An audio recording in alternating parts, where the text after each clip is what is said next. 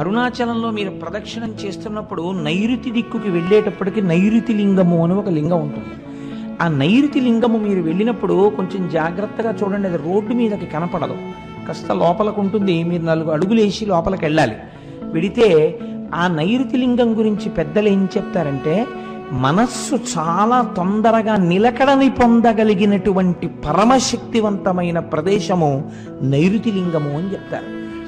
నైరుతి లింగం దగ్గర కూర్చుని కాసేపు ధ్యానం చేసుకోవడం, నైరుతి లింగం దగ్గర కూర్చుని ఒక శ్లోకమో ఒక పద్యమో ఒక శివ సందర్భమో చెప్పుకోవాలి. అరుణాచలేశ్వరుడు కావ్యకంఠ గణపతి ముని యొక్క తపస్సుకి తొందరగా పలికినటువంటి ప్రదేశం నైరుతి లింగ స్థానం. కాబట్టి ఆ నైరుతి లింగం దగ్గరికి వెళ్ళినప్పుడు మనం ప్రత్యేకించి అరుణాచలేశ్వర నీ అనుగ్రహాన్ని మా యందు ప్రసరించు అని మనం చక్కగా అక్కడ నమస్కారం చేసుకోవాలి.